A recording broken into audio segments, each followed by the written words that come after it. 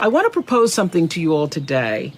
I want to propose that you resolve something very powerful, to love who you are right now. And of course, I think that wanting to be your best self and setting goals and intentions is really major. Take a moment to look at what is really running through your mind about yourself that may be holding you back. The energy of the universe responds to positivity. And so if you're telling yourself you're not slim enough, you're not good enough, when that negative chatter starts in your head, stops, lean away from it. When you let those thoughts of not being enough seep in, you can't really act out the best of yourself. So your actions must be in alignment with all the goodness and strengths that you know to be true about yourself. Life is like a wave, and you ride it through the ups and downs, the steady times, and then you anchor yourself in the storms. A mistake is a life experience designed to move you in a different direction. And a mistake might be more important to your supreme destiny than even a triumph. Know that your life is way bigger than any one experience. So when those mistakes happen, you use them to guide you to the next right move. What mistake or mistakes have you made in your life that you need to, number one, forgive yourself for? And what mistakes turned out to be blessings in disguise? It's all about progress, not about perfection, because nobody's perfect. It's about progress. I believe that when you're fully present, that's when you're actually fully alive. You're clearer, you're more calm, you're not distracted and able to experience all the nuance and wonder of a life more awakened. So when we can just tune into what's just in front of us, life becomes simpler and less crowded with the to-dos, the what-ifs and the why-nots. And when you need to focus on what to do or what to do next, the focus is just that. So deeper human connection comes from that way of operating in the world. And the now becomes your everything. Now, this is what I know, that it's one of the most impactful spiritual practices, knowing the power of now. Because the only moment we all have, you have, I have, is now. Past, already gone. The future, not even your next breath, guaranteed. Letting go of energy that's clouding your vision and holding you back. It's a life practice that I learned long ago that has freed me, so many ways. It's a fact that holding grudges against somebody who's done you wrong, or revisiting hurtful situations in your head over and over, only weighs you down and prevents you from being who you're meant to be right now, because you're still energetically holding on to the past. The energy that you put into constantly rewinding to the resentment. Why did they do that? Why did they say that to me? I didn't deserve to be treated that way. All of that only keeps you stuck. It will never change what happened. You gotta press stop and reject the urge to keep replaying so that you can then fast forward into the now for yourself. You know, a lot of people think that holding on to things that disempowered them is going to somehow magically turn it around. You have to release the notion, give up the hope that the past could have been any different. And you also must release the idea that people would do what you might do in any given instance. This is a big one.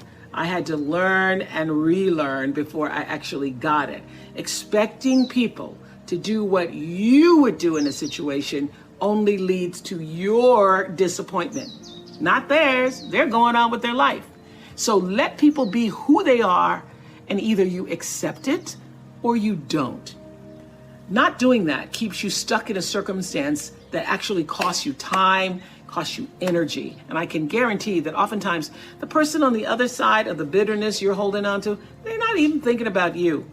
In fact, they probably have just moved on. They certainly aren't obsessing the way you are. Think of it like letting go of any bad habit that just doesn't serve your well-being. Not an easy task. Taking the road to a more enlightened, healthy existence never is. So this is what I want to ask you to ask yourself. Why am I holding on to this?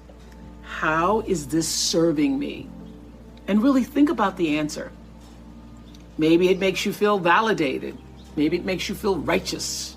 Or maybe taking on the pain is your way of recognizing the injustice so that even though it won't be made right, it can at least not be forgotten. It's very difficult for me to even see myself as successful because I still see myself as in the process of becoming successful. To me, successful is getting to the point where you are absolutely comfortable with yourself. And it does not matter how many things you have acquired. The ability to learn to say no and not to feel guilty about it, to me, is about the greatest success I have achieved. It's the same thing that prevents you from being abused as a child, that prevents you from being abused as an adult, that allows you to build success for yourself. I will not be treated this way. I demand only the best for myself.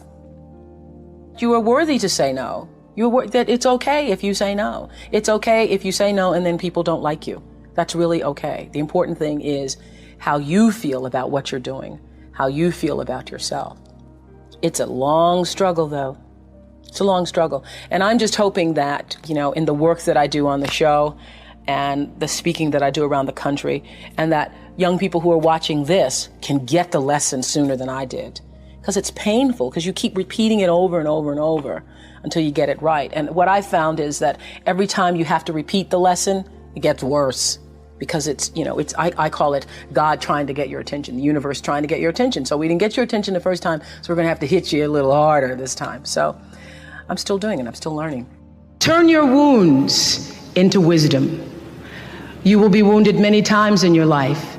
You'll make mistakes. Some people will call them failures. But I have learned that failure is really God's way of saying, excuse me, you're moving in the wrong direction. What is the truest, highest vision that you hold for yourself? No matter where you are in your life, there's always the next level. There's always the next level to the last breath. So I feel that I always knew that I would be done with the show when I felt like, I've said as much as I could say here on this platform. So I feel that until you have used your value as a human being, you're not done. I teach them that there is no life without cultivating a spiritual life, because you are first and foremost a spiritual being having a human experience. And if you lose sight of that, it's easy to get lost in the world, and no one can save a world that they're lost in when they've lost sight of their own North Star. So having a spiritual life actually means actively and ritually creating the space in your life all the time for gratitude, for kindness, for empathy, for inspiration, for joy, and for reverence for life in the home of your soul first. And then working to spread that inner joy outward. It means slowing down. It means taking in the moment. It means being exactly where you are, not distracted somewhere else. It means knowing who you are and getting about the business of fulfilling why you really came to our planet. It is your job to make yourself whole. Not perfect, but whole and full. Your real work in life, your real work, is to fill yourself till your cup runneth over, so that you're never grasping and needy, clamoring and insecure. When you're saying, I know who I am, and I'm telling you, it's the thread that runs through everything. It's the thing that allows you to stand in your own truth. And one of the things for years that Maya Angelou used to say to me is, baby, you need to know that you alone are enough. You alone are enough. What I know for sure is that in this world, time is a moving on, and it's our most valuable commodity. You can never get it back. So staying in that loop, playing it over and over in your head of hurt, only amplifies your pain. Let it go. Exhale, make room in your heart for something that is uplifting. Surround yourself with people who want the best for you. You have the ability to shift the DNA of your spirit and control how you perceive life. So why not lighten your load and let it go? Living integrity means living in a way that honors your truest self. It's doing the thing that you know you're supposed to do. My friend Martha Beck says that deep down, we all know what makes us happy and how to create your best possible life. And that knowledge is actually coded into your very nature. But I also know how challenging it can be to listen and trust your own inner voice, especially when you feel the pressures of what everybody else thinks you're supposed to be doing. You're supposed to get married. You're supposed to stay married. You're supposed to have a baby. You're supposed to have a picture-perfect home. But here's something that I'm hoping you all will realize for yourself. Sometimes it takes doing the things that people or society say you're not supposed to be doing to find out what is true for you. What are you really supposed to be doing? For example, at the very beginning of my career, some of you have heard this story, I worked as a news anchor and reporter in Baltimore. It taught me a lot about life. And during that time, I knew I wasn't being my authentic self. I didn't like doing the news. I just didn't like it. But the voice of my father, who thought he knew what I was supposed to do, and even my own voice saying, wow, this is an important job. My father was saying, don't you give up that job, girl. You're making $25,000. You're never going to make that in 1 year. So eventually, my bosses let their feelings be known. They took me off the news and put me on this local talk show called People Are Talking. And when that decision was made at first, I thought it was a demotion. But after one day on that talk show, I felt so energized and so fueled. I knew that I had come home to myself. And that's what living integrity, even in your work, feels like. So trust me when I say that only you know what that feels like for you. And with that in mind, I want us to be more in alignment with the truth for ourselves this week. Who you're meant to be, who you are right now. What have you been waiting and wanting to do? All those insights should fuel your decisions about how you move through the world right now. Pay attention to what makes you feel lit up from the inside. Examine any moments when your head saying one thing and your spirit is saying another. And everybody has a different talent. And the reason we're all so messed up is because you're looking at everybody else's talent. Yeah. And wishing you had some of their talent. All the energy that you spend thinking about, wishing about, being jealous of, envious of anybody else is energy that you're not only putting out is going to come back to you negatively, but you're taking that away from you. All your energy should be forced on what do I have to offer? What do I have to give? How can I be used in service? Because Dr. King's message of not everybody can be famous, but everybody can be great because greatness is determined by service. And there is not a job in here that you can do that you don't switch the paradigm to service and not make that job more fulfilling. I don't care what the job is. If you say, if I look at this from how do I use this in service to something bigger than myself? It no longer becomes a job. It becomes an offering to the world. There is not one thing that has ever happened to you. Not one experience, not one encounter, not one crisis, not one joyful thing that hasn't happened just to make you better and help you rise. Every single thing you're calling in, whether you know it or not, when you figure out that you are calling it in, when you actually start meditating or praying or doing or having a spiritual practice, which is the number one thing you need if you want to be successful in the world. You need something that gives back and nourishes you, regardless of what you call that. You need to fill your cup so that you can be so full, your cup runneth over and you have enough to give to other people. If you don't fill your cup, you end up dried up. You end up tired, exhausted, and don't have enough to give to other people. You end up resentful every time somebody asks you because your cup is empty and now they want some of yours. So your number one job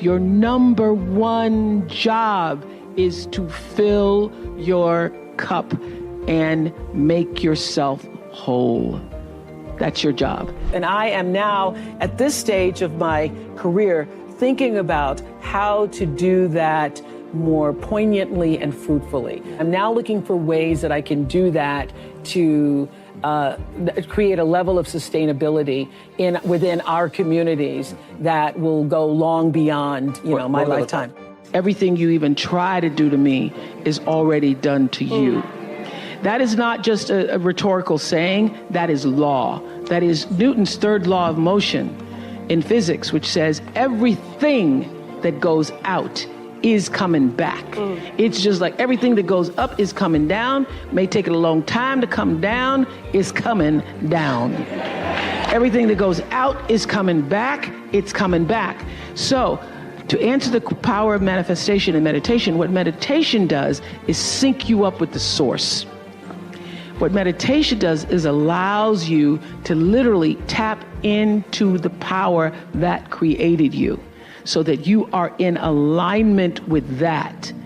And so when you carry that out into the world, everything that you do comes from the center of that alignment that's coming from the source that we call God, we call divine energy, divine intelligence, whatever name you want to give it to, we call life. When you are synced up with life, life just gives to you. Wherever you are in your life, in your relationships, every person that you encounter, every experience, the person wants to know, was that okay? Was that okay? And what I started to hear was that what people are really saying is, did you hear me? Did you hear me? And did what I say mean anything to you? And so I started to listen with that in mind, with that intention of validating that your being here, you're speaking to me, you're taking the time to do this with me is important because you matter. And that's true for everybody who's watching or listening, that every argument that you ever have, every encounter, the person just wants to know, did you hear me? Did you see me? And did I say anything that mattered?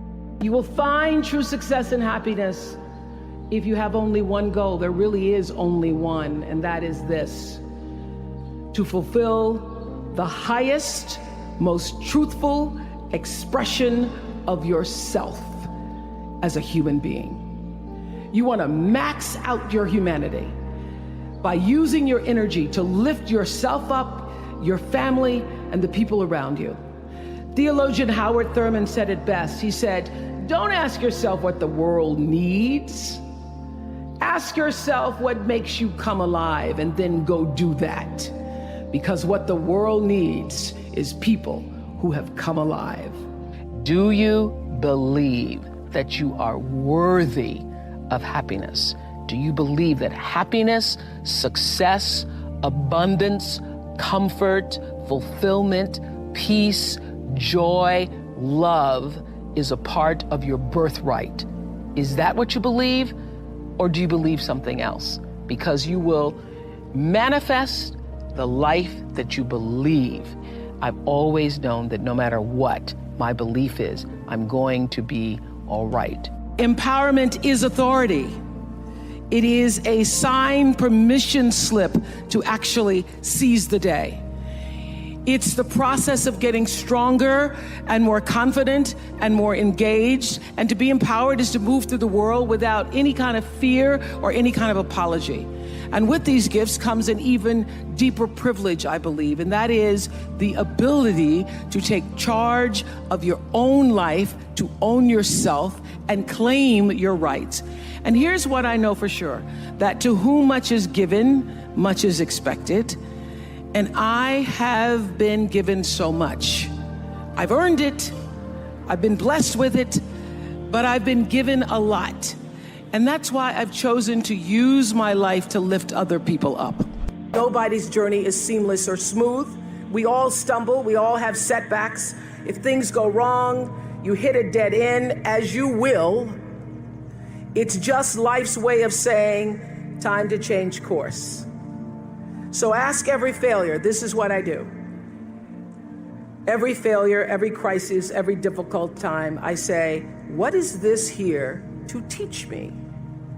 And as soon as you get the lesson, you get to move on. If you really get the lesson, you pass and you don't have to repeat the class. If you don't get the lesson, it shows up wearing another pair of pants or skirt to give you some remedial work. And what I found is that difficulties come when you don't pay attention to life's whisper, because life always whispers to you first. And if you ignore the whisper, sooner or later, you'll get a scream. Whatever you resist persists. But if you ask the right question, not why is this happening, but what is this here to teach me? What is this here to teach me?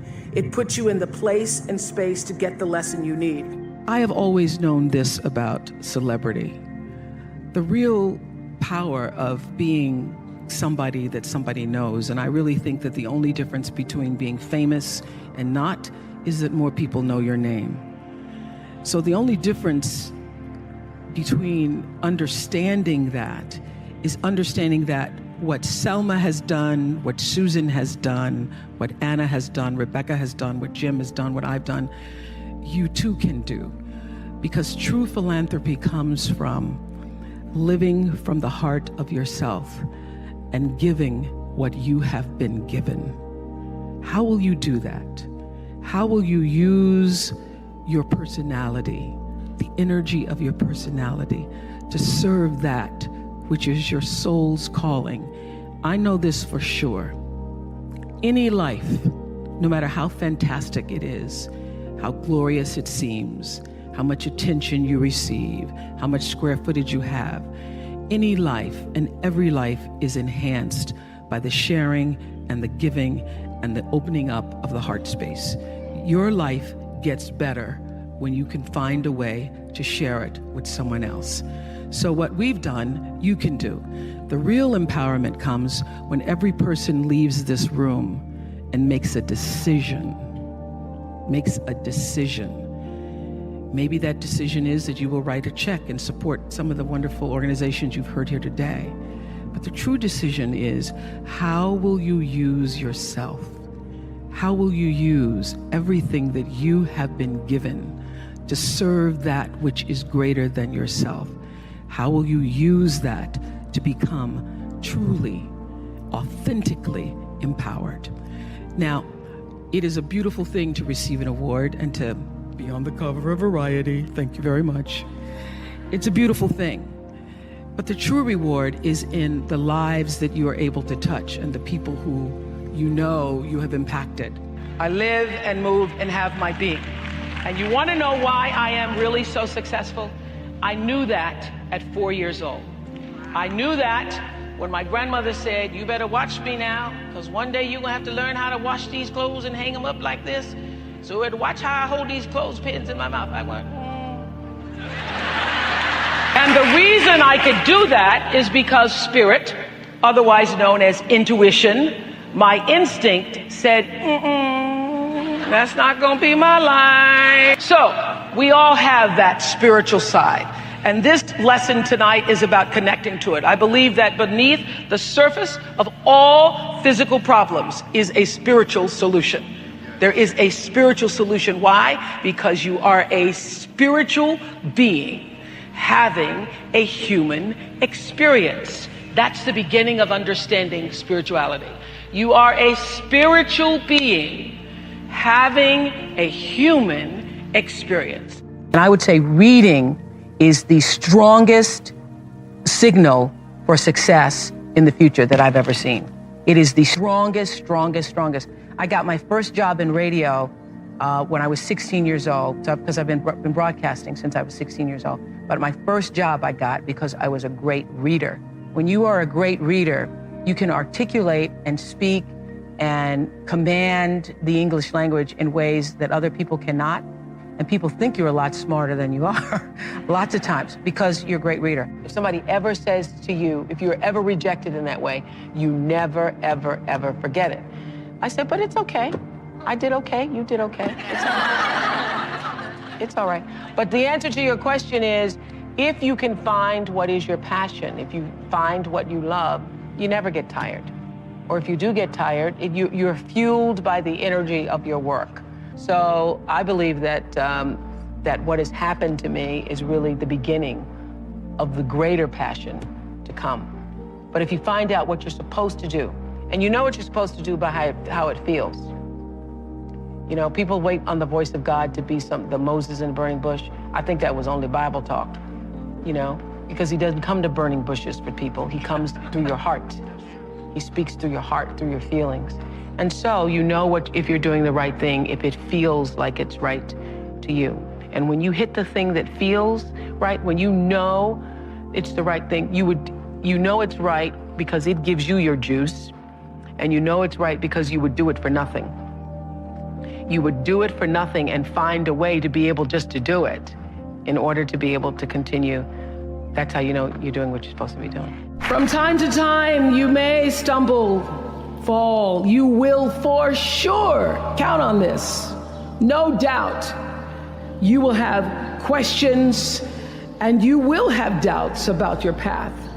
But I know this, if you're willing to listen, to be guided by that still small voice that is the GPS within yourself, to find out what makes you come alive, you will be more than okay.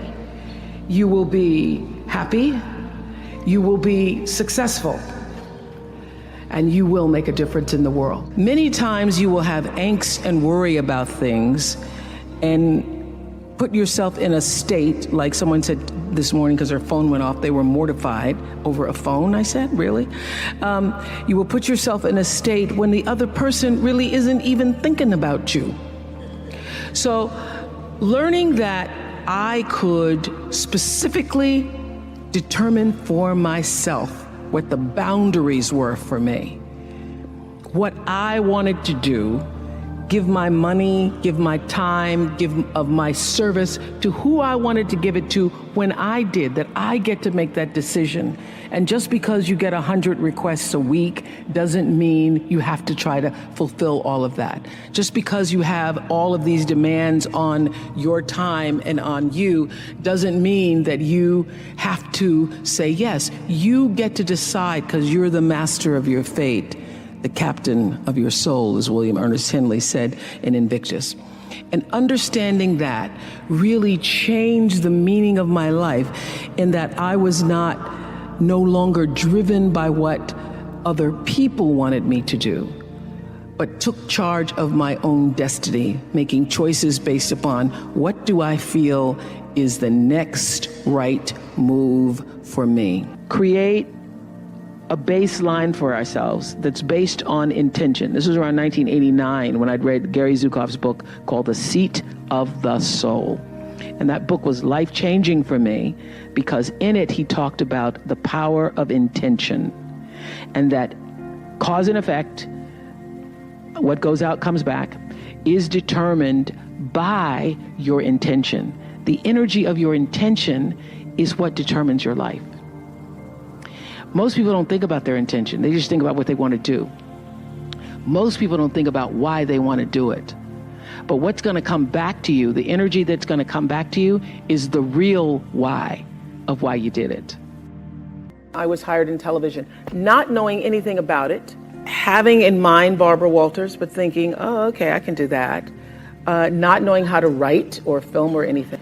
And I think it was because it was the times, and I literally had somebody who was willing to work with me that I managed to find my way.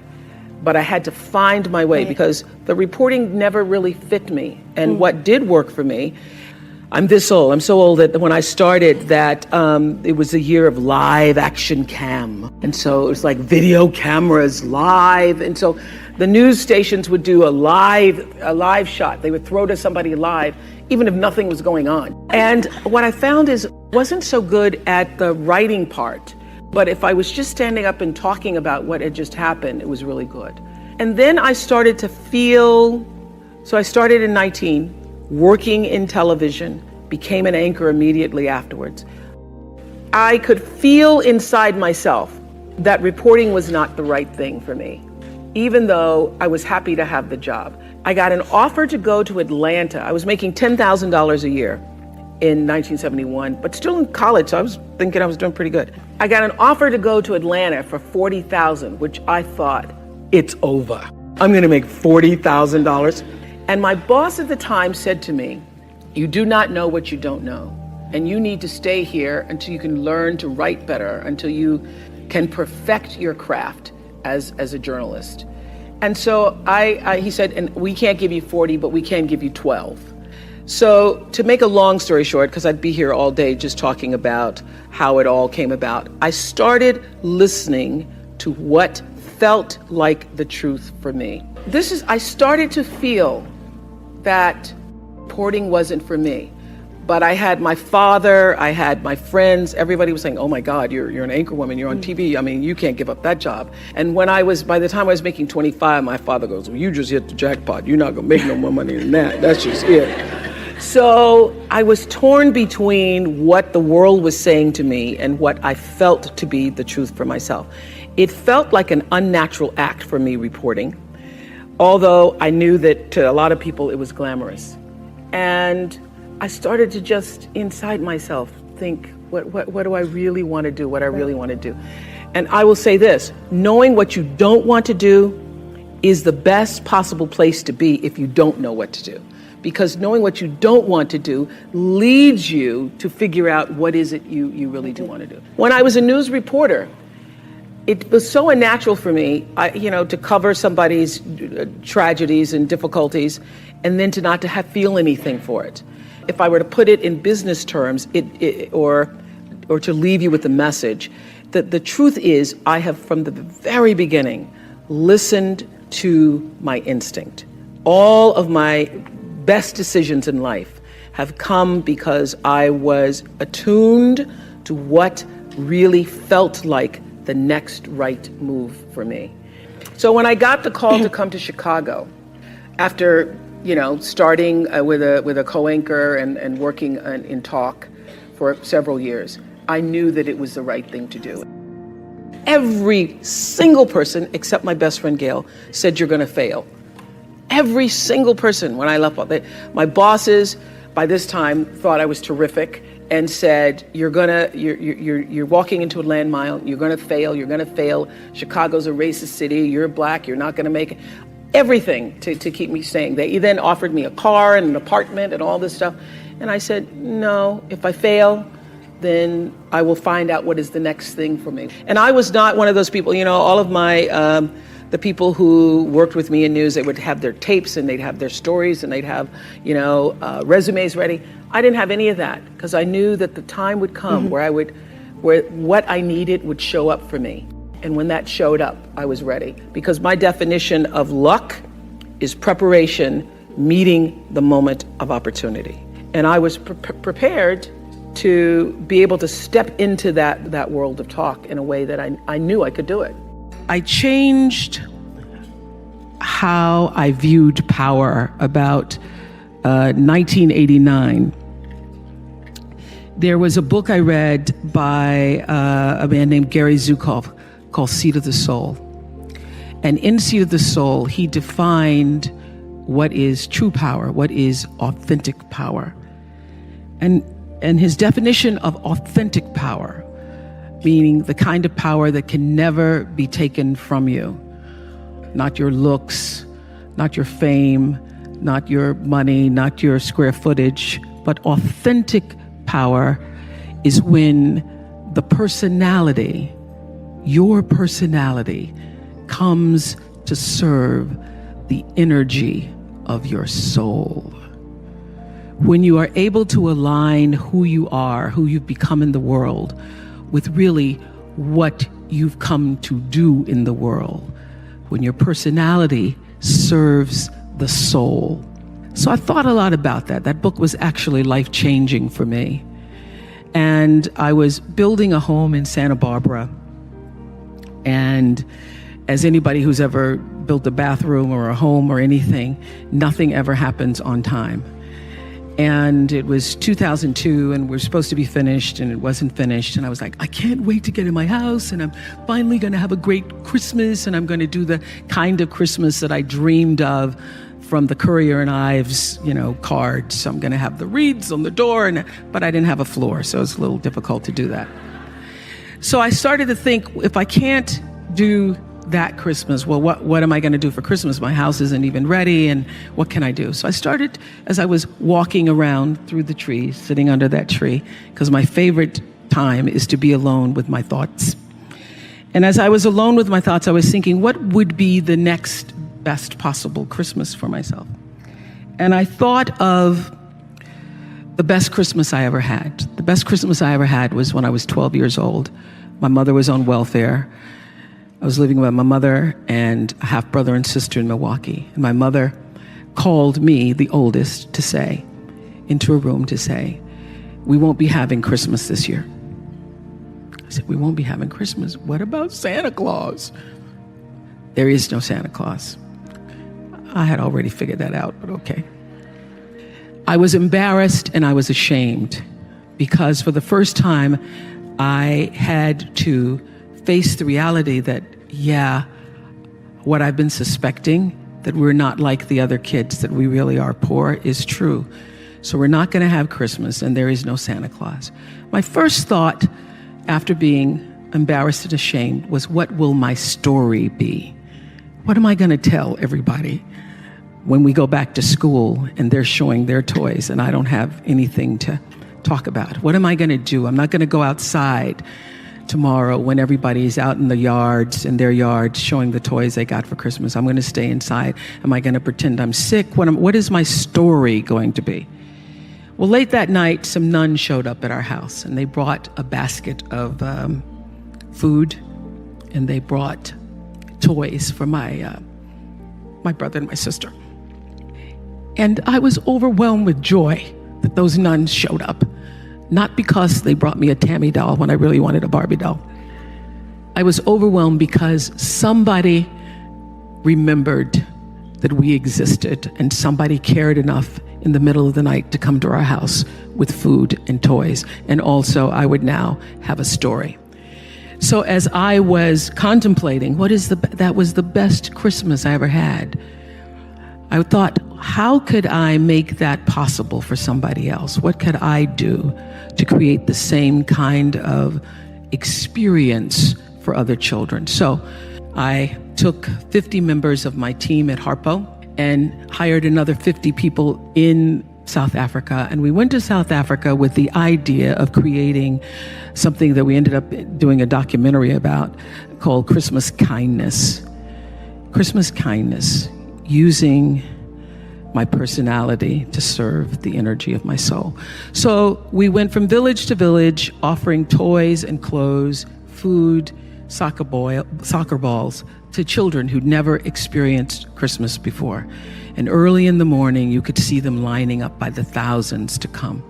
And we actually went to 10 or 12 villages to do this. And people said to me at the time, oh, that's so frivolous and the kids won't remember it. And why don't you use your money to do something else more substantial, Oprah? And I said, they may not remember the toy.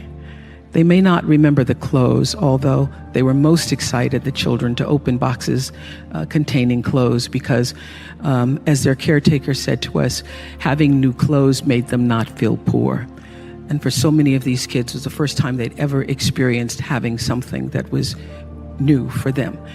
They may not remember what they got in the box, but they will remember that somebody remembered them. They will remember the experience.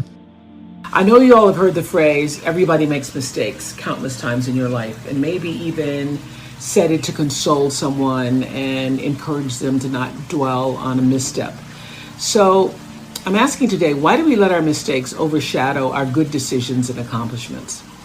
What I know for sure is that mistakes are here to help define us. And when I started the Oprah Winfrey Network, I definitely made some mistakes, some missteps.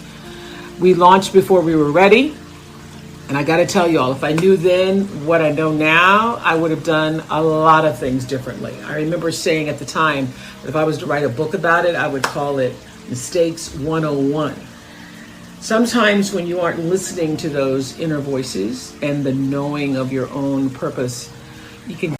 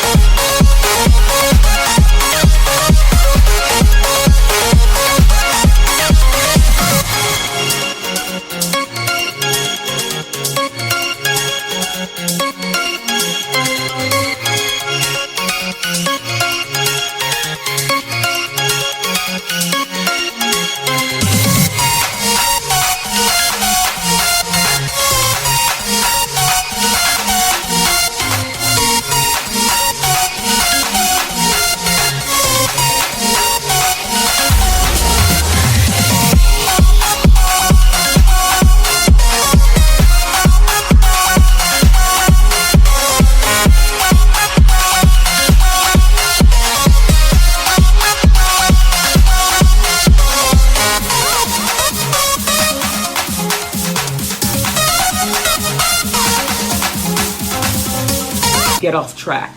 And even when I know how to listen, sometimes if I don't listen, I get off track really quickly. You can get in the wrong relationships, or you can do things prematurely, get yourself off track. Well, this is what I know. Every perceived mistake can be an opportunity to know better and do better. And from that perspective, there really is no such thing as failure. We may perceive it that way in the moment, but things always turn around and eventually lead you to the path that you're supposed to be on if you're paying attention. What are you here to do? What are you here to fulfill? What are you here to offer? Maybe it's friendship, companionship, leadership. Maybe you're all the ships, including the mothership that's always steering things forward for the rest of the people in your life. Well, I want you to know this for sure. Life is like a wave, and you ride it through the ups and downs, the steady times, and then you anchor yourself in the storms. A mistake is a life experience designed to move you in a different direction. And a mistake might be more important to your supreme destiny than even a triumph. Know that your life is way bigger than any one experience. So when those mistakes happen, you use them to guide you to the next right move. Learn from it. Ask, what is this here to teach me? And then let it go, because you're always where you need to be. My favorite quote from Eckhart Tolle's A New Earth has gotten me through many a mistake and many a storm. It says, life will give you whatever experience is most helpful for the evolution of your consciousness. And how do you know this is the experience you need? Because this is the experience you are having at this moment. That knowing has helped me through many a moment. I never knew what a brand was when I first started out. I didn't even know what that was. I became a brand by making every decision flow from the truth of myself. Every choice I made for every show that was going to be on the air, I made based upon, does this feel right? Does this feel right? Does this feel right? Is this going to help somebody? Is this going to help somebody? That's not going to help somebody. And I learned my biggest teachers were people like the Ku Klux Klan and skinheads, because I was sitting on television one day doing an interview with the KKK. And I realized in that moment that the energy that I was broadcasting throughout the world was energy that I did not want to be a part of. And so I literally, in the middle of a commercial break, I just thought, I will never do this again. I will only allow my platform to be used for, as a force for good. And that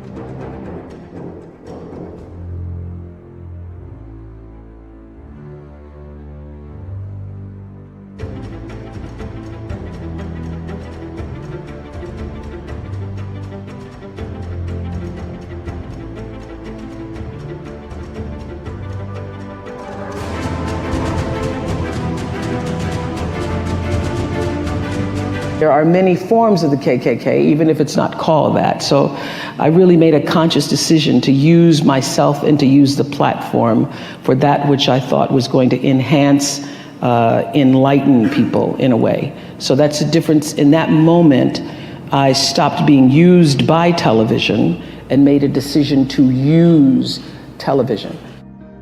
Does this happen to y'all?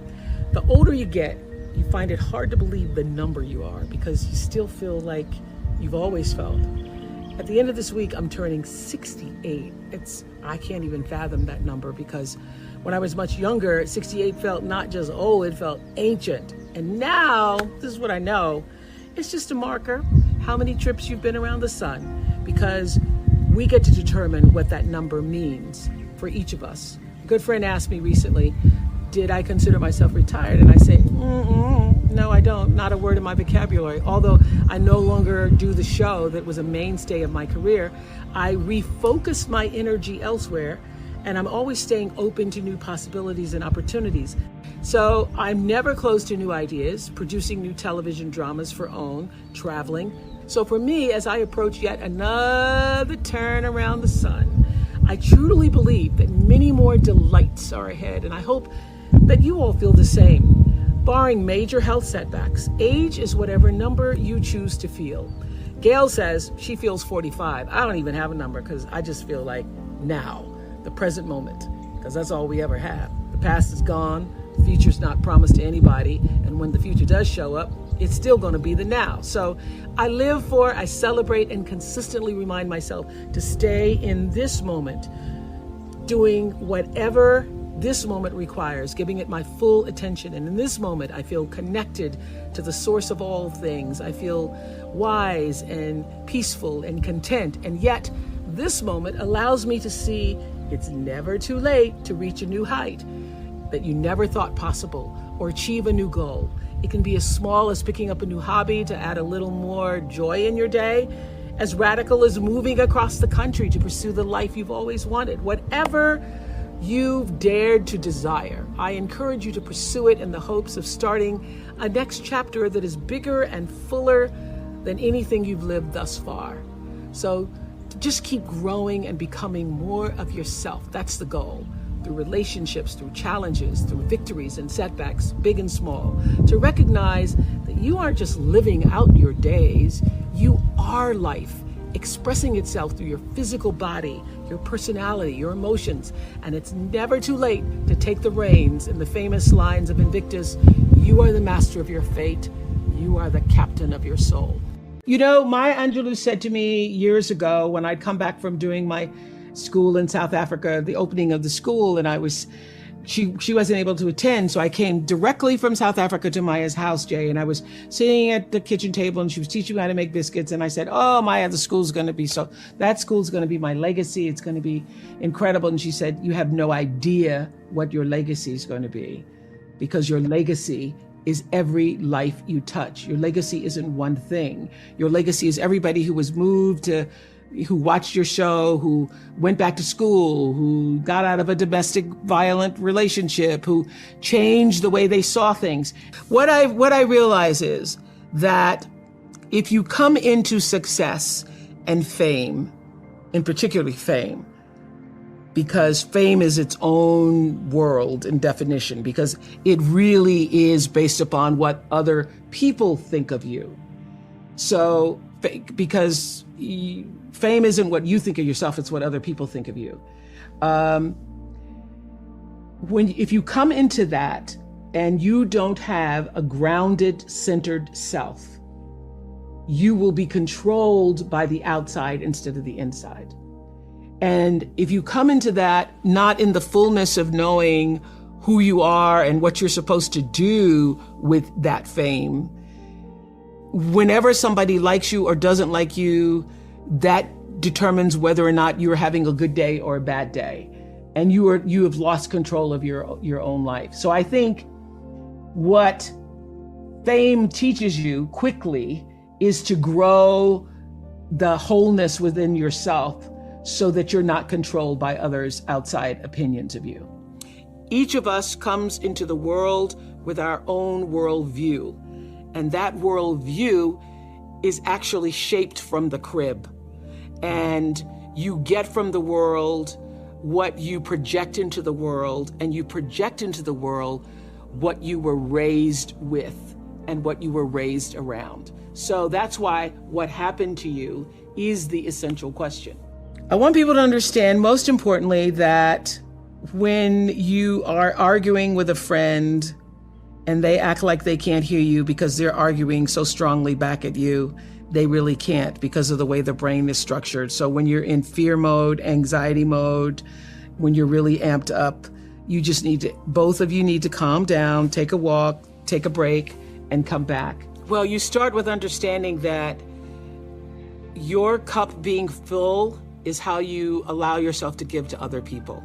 You can't give what you don't have. You can't love if you haven't been loved. You don't even know how to begin to do that.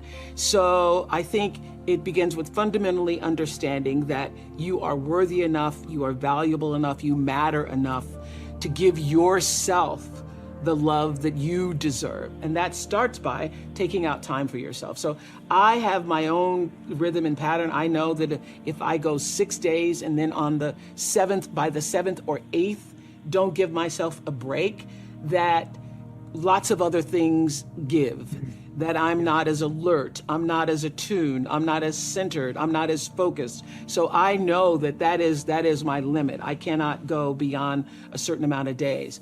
And for me, walking in nature is my solace. It is where I feel that I am one with all, and all being, all creation and, connected.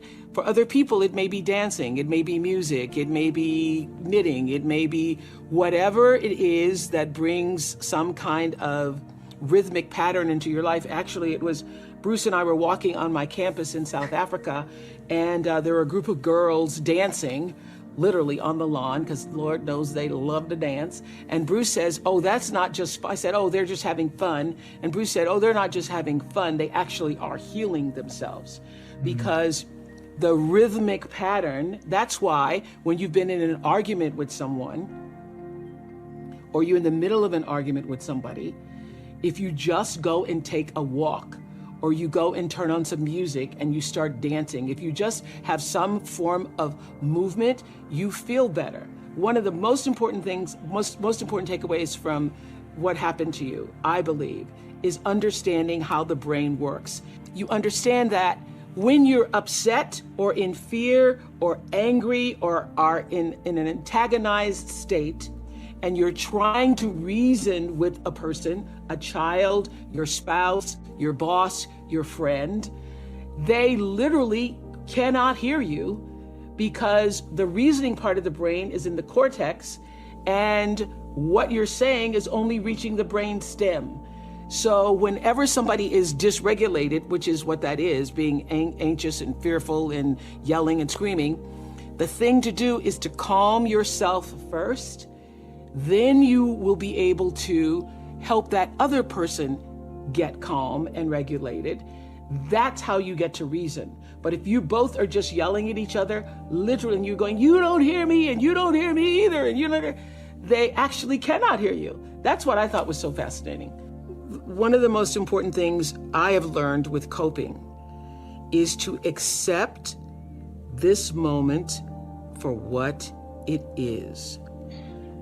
Do not spend your energy pushing again, and that's whether you are late in traffic or whether you are late on your bills and you don't know where the next paycheck is coming from to do it. Don't spend your energy resisting what is. The 5 stages of grief begin with shock and denial and end with acceptance. I have found that to be a great formula for operating in any crisis or challenging circumstance. Get to acceptance as quickly as you can, and that will allow you to cope better with this present moment. Because when you are pushing against, "I wish it wasn't this way." I mean, I've seen so many people during this pandemic. Last March, I can't wait until this is over. That was last March. Now we're a year later, and they've spent the year in resistance instead of, this is where we are. Not so sure when we're going to get to shore. I just better learn how to tread stronger. Oh, my legs are getting stronger in the tread. So being able to accept the treading moment for what it is, and having the wisdom, the faith, the understanding, the knowing that you're not going to be in this moment forever. Because if life does anything, it consistently changes. So for however long we're in this pandemic moment, it is not going to be forever. But how do I make the adjustment to accept the moment for what it is and stop pushing against it, using all of my energy, wanting it to be something that it's not? It's that whole adage of accepting the things you can change and being willing to live with the things you cannot. So that has been the most helpful for me. I don't have a problem coping because I immediately go to, this is what it is. Now what must I do to be fully present in this moment, not resisting and pushing against it? I thought trauma had to be a big, gigantic experience. You had to go through a tsunami, literally, if not literally a tsunami-like crisis in your life. A fire, a hurricane, a tragedy, a car accident, a stabbing, somebody died. And it was through co-authoring this book with him that I understood that it was the consistent little things. It was the aggressions and microaggressions in a person's life that causes them to have their own worldview. Whatever that worldview is for you is different from me. So the biggest learning for me is that trauma doesn't have to have a great big old capital T on it. It's really how you were loved, and that neglect and trauma are hand in hand because both are equally as toxic. Over the years of interviewing people, it was my greatest classroom. I was always paying attention to what people were saying and paying attention to their lives. And what I understood and could articulate, not through science, but just through my own observation, is that, people are as dysfunctional, as unhappy, as disoriented in their lives based on how far they are from the center of themselves. And the center is where wholeness lies, as you know. And so where there is no center and there is no sense of wholeness and love for yourself, there's going to be disarray, chaos, confusion, and, dysfunction in your life. And I saw that over and over and over again, that people behave based on how they were loved and then how they were able to process that in a way to love other people. One of the most important points I think Dr. Perry makes in What Happened to You is that neglect is as toxic as trauma.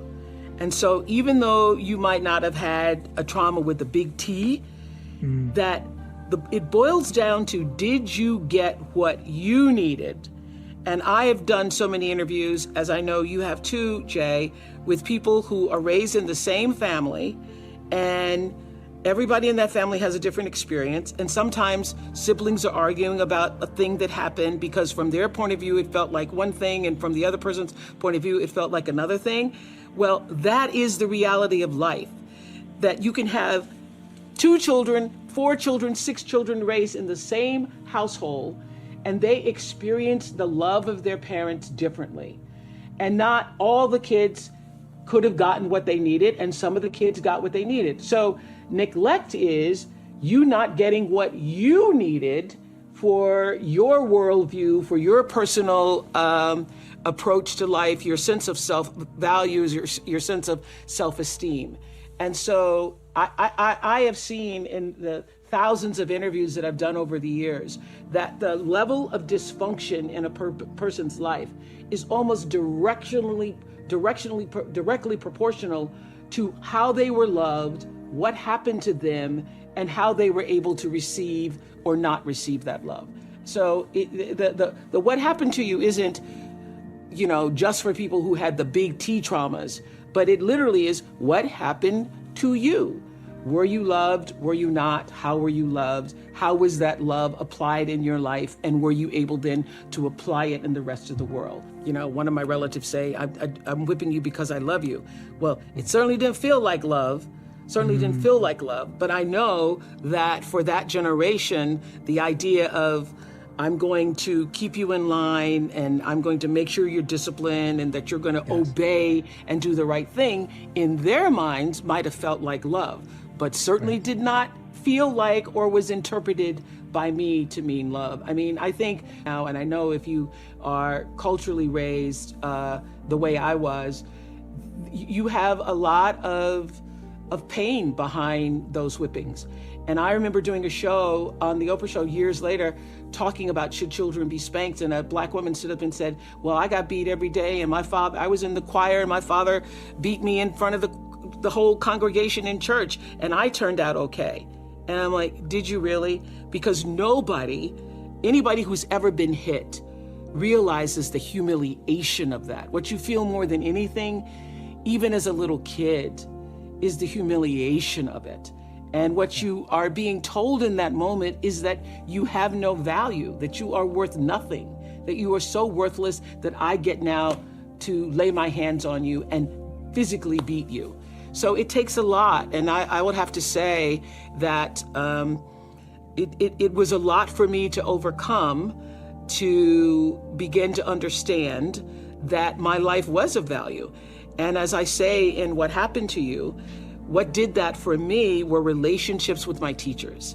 I could cry right now thinking about the teachers who stood in the gap for me and made me feel valued, made me feel important. So it was only at school or speaking in church that I felt a sense of I mattered, that there was some meaning and purpose for me in life. I, grew up in these circumstances where I should have no self-values, no self-worth.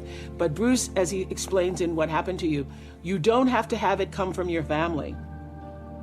Other relationships with people who are nurturing, supporting, caring, and actually just see you. So the reason why I loved school so much is because that's the place that I felt seen.